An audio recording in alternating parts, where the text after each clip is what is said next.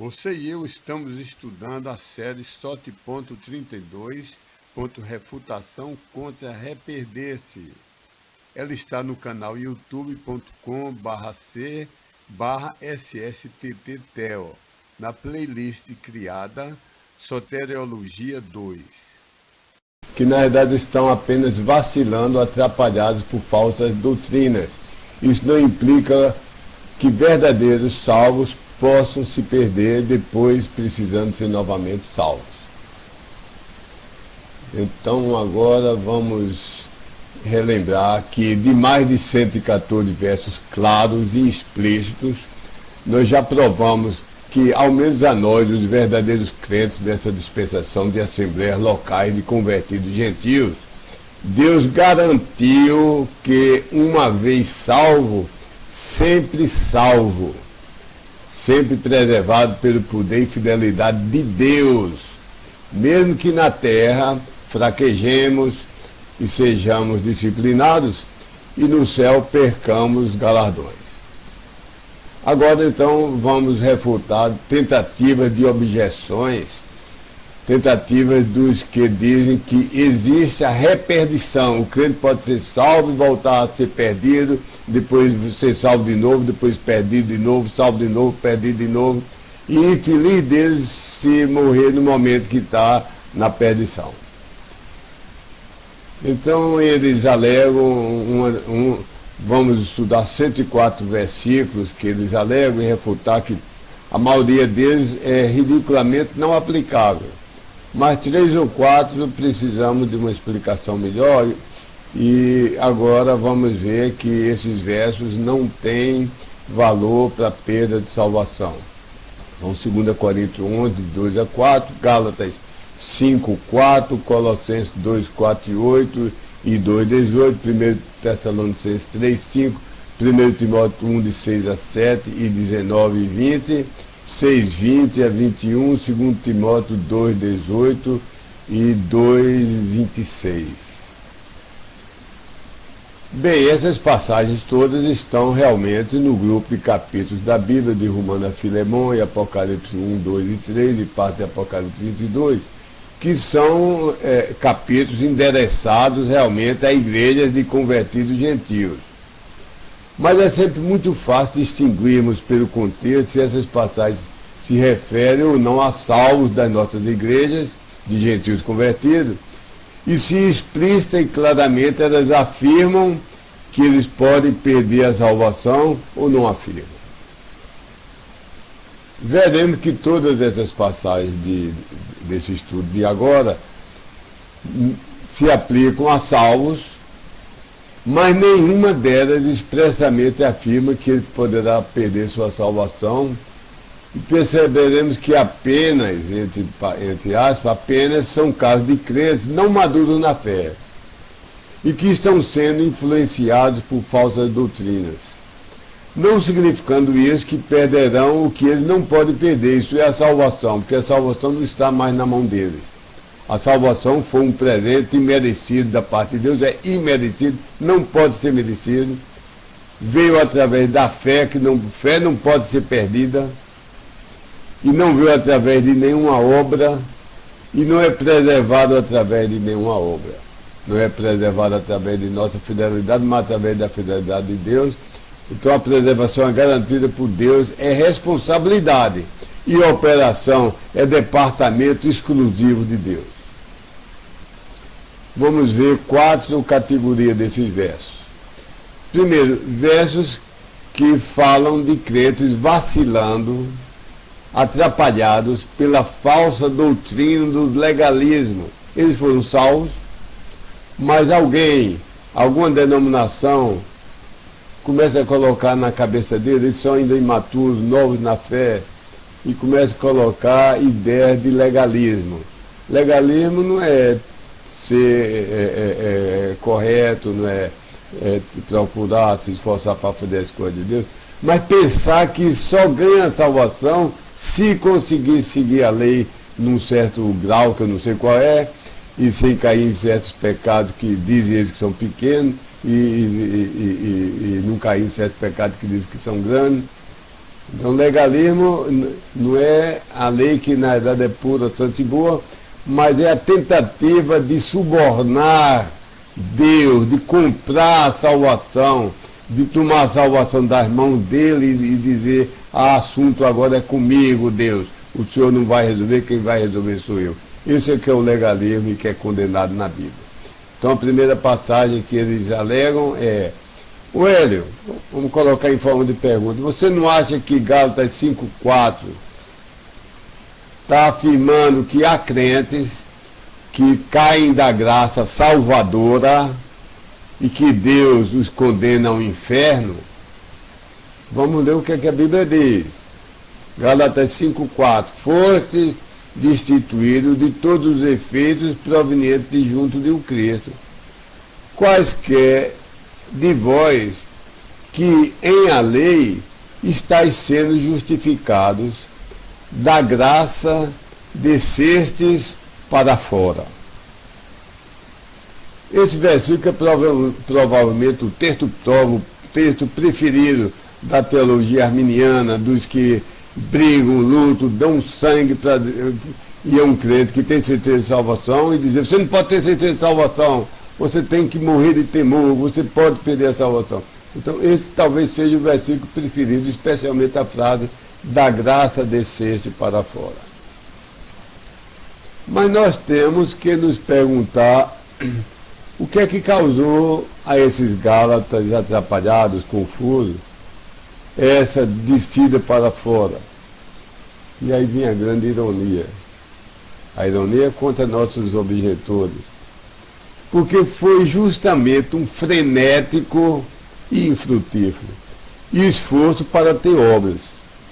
O que fez, ocasionou essa frase, da graça saíste ou desceste para fora, fosse tirado para fora, o que ocasionou isso foi um frenético e infrutífero esforço para ter obras e ganhar e preservar a salvação por obras.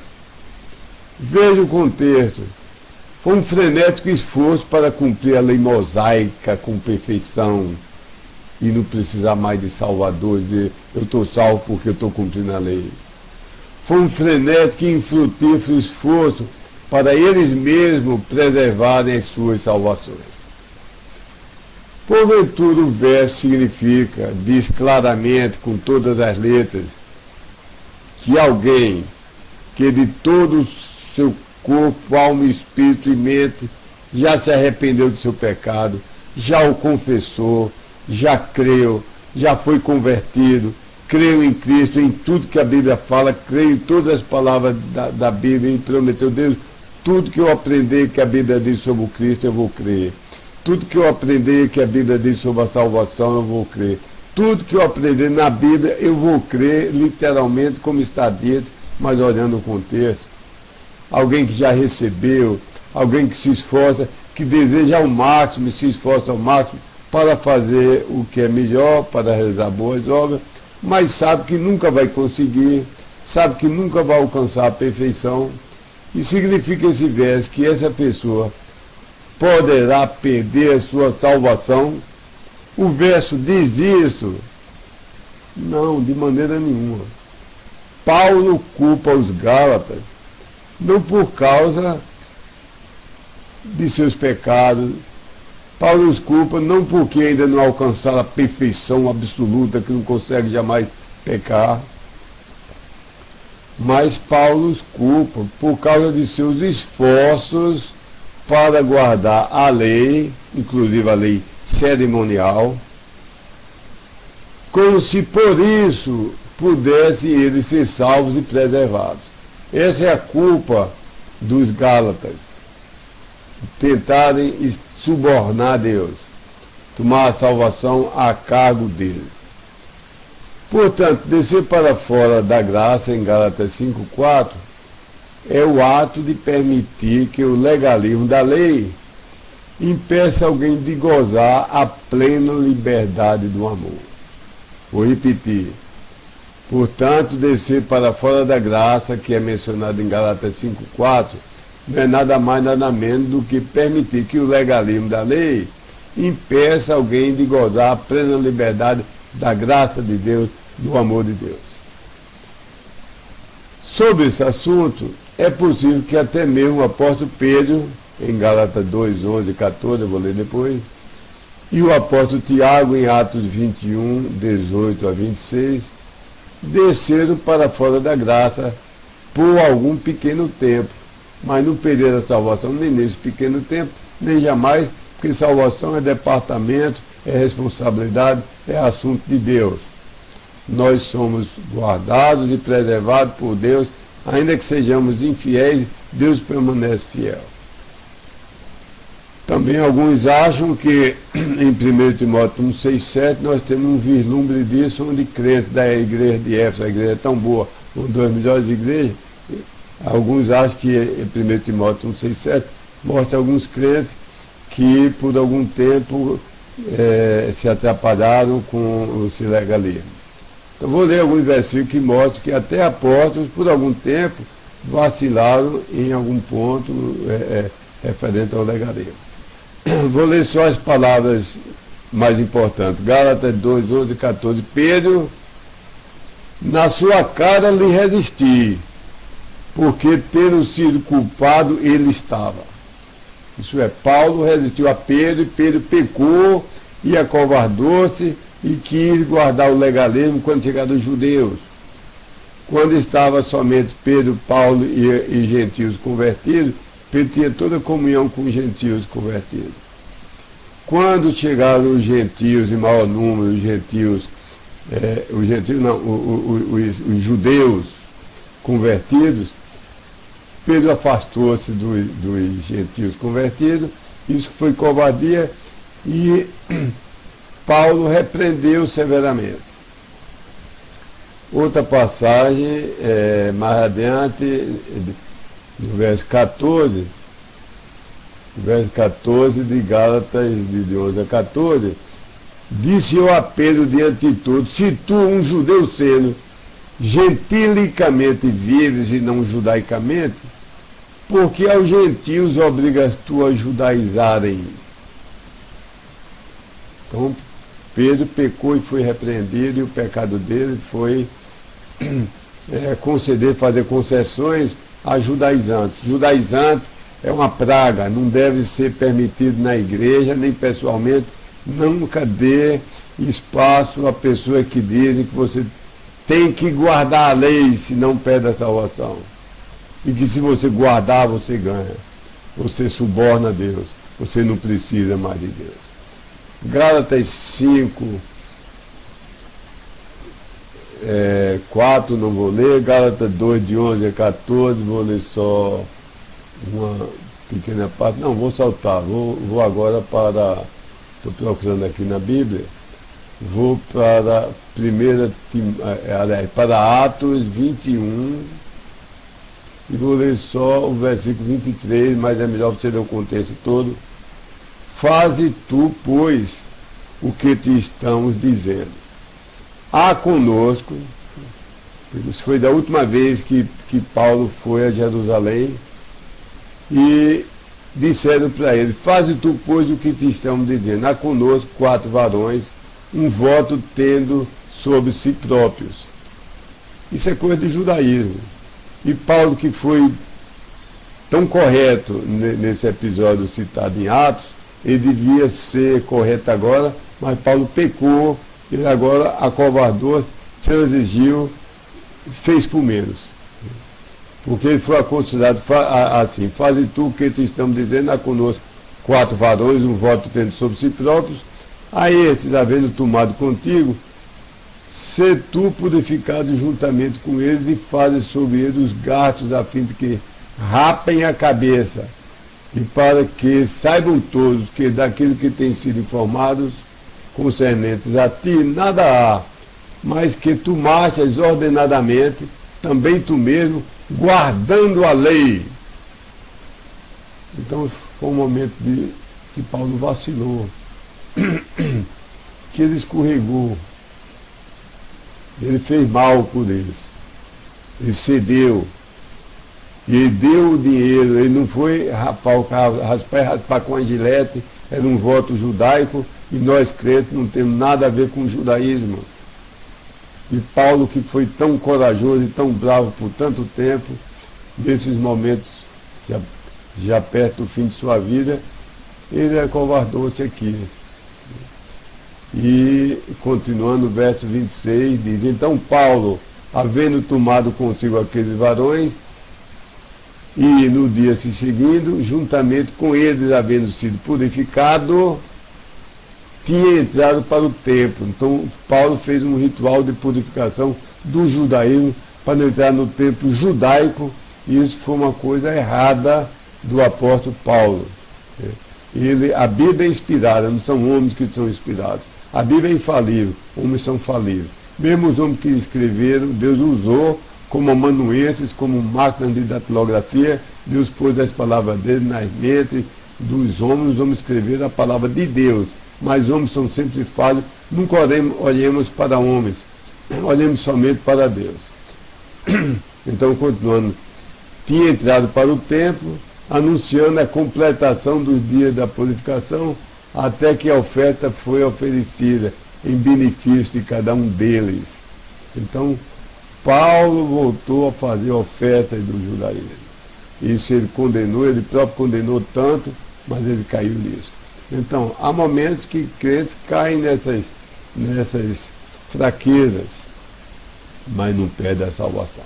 A pergunta-chave: já vimos, em outras videoaulas, já vimos 114 versos em que Deus explicitamente, usando as palavras exatas, afirma que todo aquele que crê já tem a vida eterna. E pense na palavra eterna, é o que nunca se acaba, o que não pode ter fim, é imperecível, é imperdível, é incapaz de ser perdido, é incapaz de ser destruído, é incapaz de parar, permanece por os séculos dos séculos dos séculos. Amém.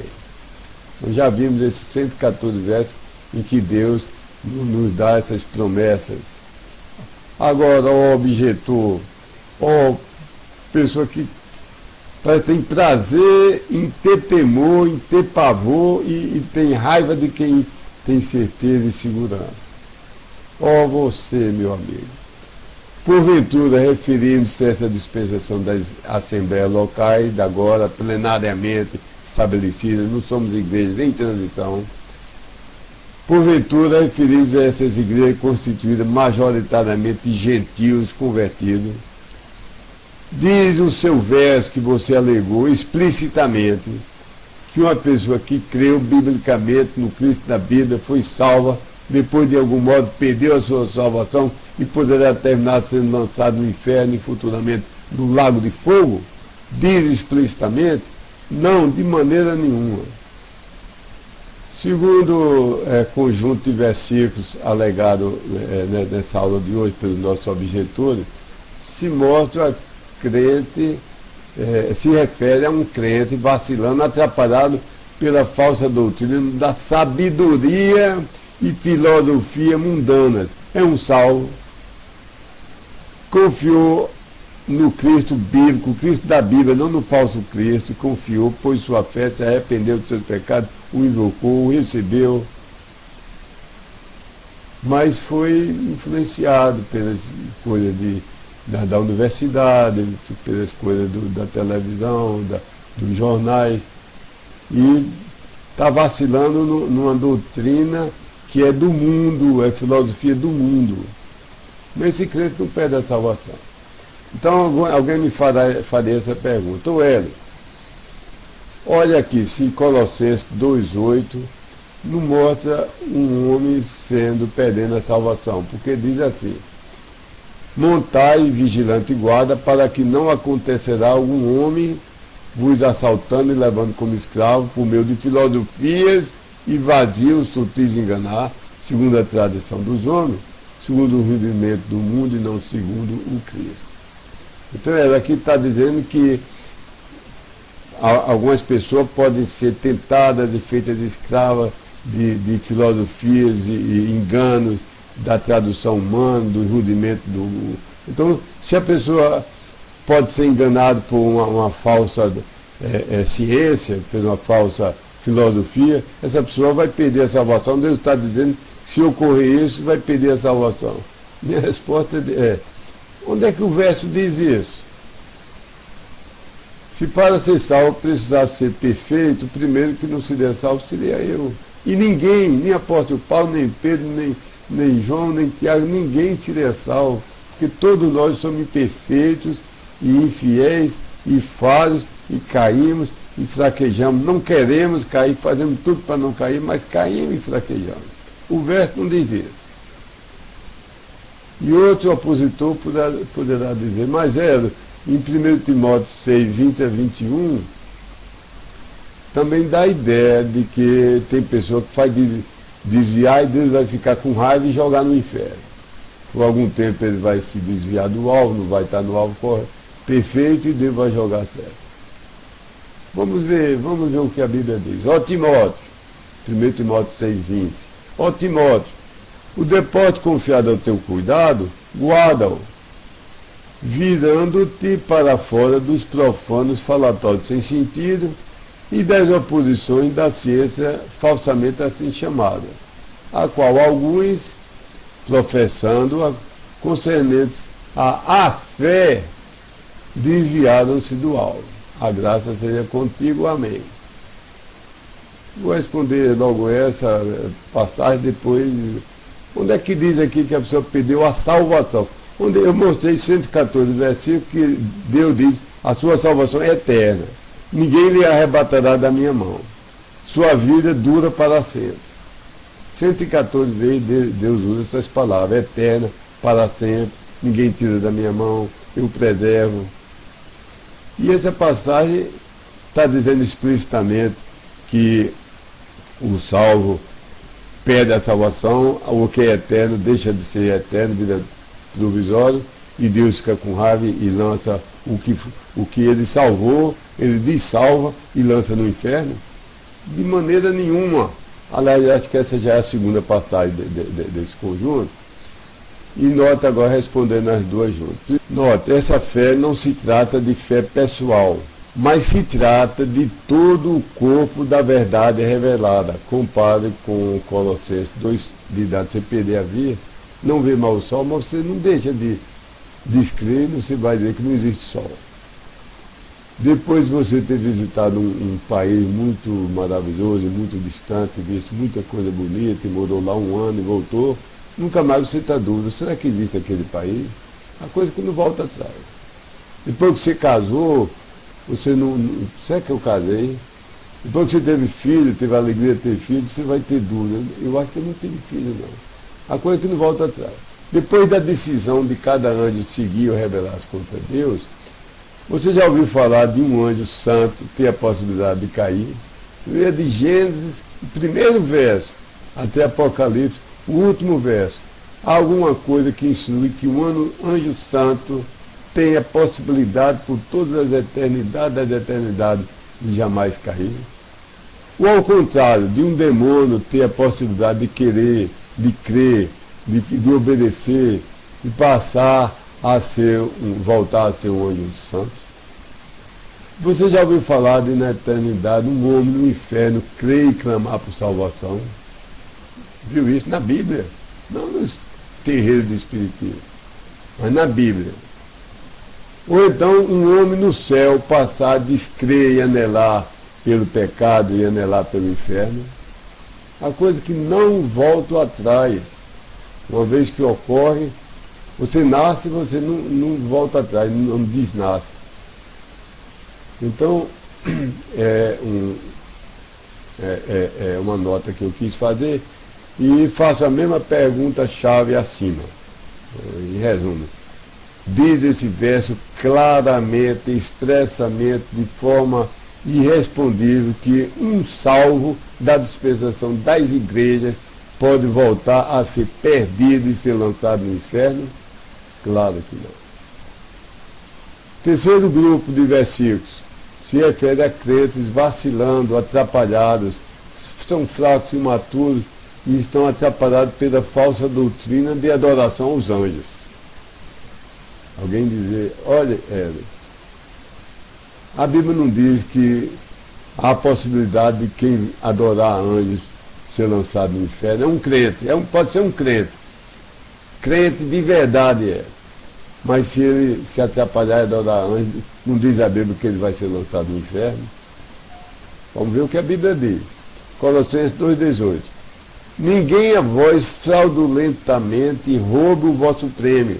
Ele está falando de premiação, galardões. Ninguém rouba o vosso prêmio, deleitando-se em falsa humildade e em exteriorização de adoração dos anjos, invadindo e metendo os pés dentro daquelas coisas que não tem visto, debalde inchado de soberba debaixo da mente, com natureza da sua própria carne. Então aqui está falando do crente não perder seu galardão. Se é um crente e se mete em falsa doutrina, perde os galardões, Deus disciplina, pode vir doença, vir sofrimento na família, desemprego, morte, doença, pode morrer de uma forma que faz retinir os ouvidos da cidade, como aquele homem crente caiu naquela tolice, naquela fraqueza, mas ele não perde a salvação. E esse verso não diz nada disso. Só diz, ninguém roube o vosso prêmio. Faço a mesma pergunta-chave acima. Porventura esse verso diz claramente que um salvo de hoje das igrejas, de gentios convertidos, das igrejas já plenamente estabelecidas e não em transição, diz ela que um crente assim foi salvo, seu nome foi escrito no livro da vida, depois Deus se arrependeu e ficou com raiva e vai jogar no inferno? Isso é ridículo. Quarto e último conjunto de versos. Versos que se referem a crentes vacilando, atrapalhados por uma falsa teoria de uma ressurreição já passada. Eu nem lembrava dessa possibilidade. Se alguém me dissesse ontem que houve crentes que pensaram que já houve a ressurreição, ele dizendo dessa maneira, eu estranharia e diria, não estou lembrado disso não. Mas algumas pessoas acham esse versículo e tentam dizer assim, o Hélio,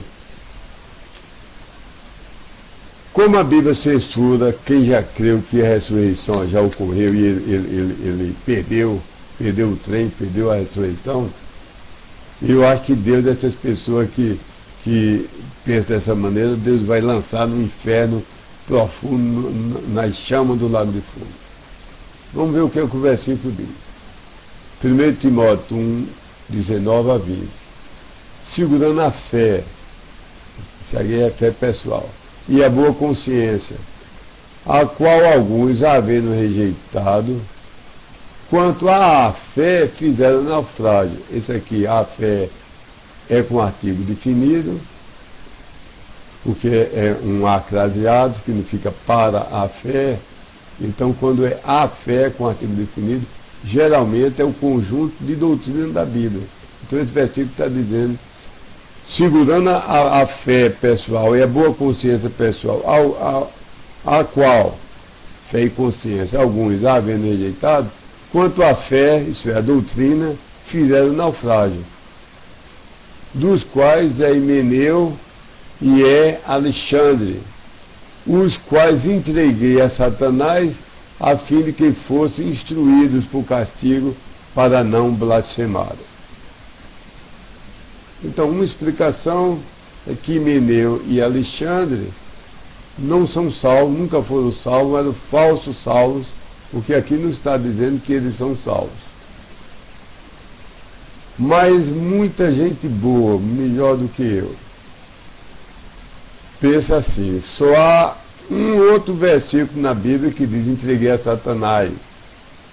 É quando Paulo se refere àquele incestuoso, em 1 Coríntios 5, que fazia sexo com a esposa do seu pai, talvez a sua própria mãe, ou talvez a madrasta, não sei, mas fazia sexo costumeiramente com a esposa do seu pai, e ele era um homem bem quisto na igreja de Corinto, e ninguém o repreendia. Paulo repreende severamente aquele homem, diz que esse é um pecado que nem entre os descrentes jamais se ouviu falar. Então Paulo diz, entrego a Satanás para a destruição da carne, para a salvação do Espírito no dia do Senhor Jesus Cristo. Então, muita gente boa, muitos teólogos, exegetas e pessoas melhores do que eu, pensam que esses homens eram salvos por causa da semelhança dessa frase. E fizeram naufrágio contra a doutrina, mas não perderam a salvação. E foram entregues a Satanás, para Satanás dar uma doença, tal como deu a Jó, uma doença que assombraria toda a cidade, a gravidade da doença, se ele não se arrependesse, morresse, mas o espírito seria salvo. Notas, vou repetir, a fé se trata não da fé pessoal, mas de todo o corpo de verdade, a verdade da Bíblia. Outro versículo final desse estudo de hoje, os quais, concernentes à verdade, se desviaram do alvo, dizendo a ressurreição já ter ocorrido, e subverteram a fé de alguns. Então, aqui nesse versículo, vemos que alguns, não diz que são salvos, mas alguns entraram na igreja, concernente à verdade, um V maiúsculo, que é Jesus Cristo, se desviaram do alvo e introduziram doutrinas horríveis contra Cristo, que é a verdade, e disseram que a ressurreição já havia ocorrido e que eles tinham perdido e estavam entrando na tribulação, e subverteram a fé de alguns, a doutrina de alguns ficou toda atrapalhada. E todo mundo, no mundo inteiro, todos os crentes foram salvos, só restamos nós aqui, então nós não somos salvos. Então, Deus, usando Paulo, está repreendendo isso, mas não está dizendo que esses homens eram salvos, podem jamais terem sido salvos e continuaram indo para o inferno, para onde sempre ia, não houve uma mudança de rota, eles não estavam indo para o céu e mudaram de rota para ir para o inferno. Ou pode serem crentes e ter sido repreendidos, talvez perdido a vida, mas guardar a salvação. O certo é que esse verso guarda silêncio quanto ao destino das pessoas que fraquejaram, influenciados pelos falsos mestres, e guarda silêncio dos falsos mestres se eram salvos ou não. Então não é um verso que prove nada. Faço a mesma pergunta-chave acima. Porventura esse versículo diz expressa e claramente que um salvo perdeu a sua salvação? Não quer você, agora dei por terminado o estudo do verso, agora quero fazer uma aplicação a você que está aí, me vendo, me ouvindo, e pense na sua alma, como se houvesse uma pessoa no mundo. Não quer você se humilhar, se arrepender, pedir perdão a Deus por nunca ter crido nos 114 versos que lhe mostrei, que uma vez salvo, sempre salvo. Deus diz explicitamente, creu, vida eterna. Creu, vida que jamais acaba. Creu, ninguém arrebatará da minha mão. Não quer você crer, meu amigo, e ser salvo? Depois, não quer você depositar sua fé em Cristo, de verdade, agora mesmo, e assinalar na sua mente, e anotar na sua Bíblia, que hoje foi o dia de sua salvação, porque você passou a crer nas promessas de Deus. Se você não crê em algumas promessas de Deus, você não crê em Deus. Deus lhe abençoe.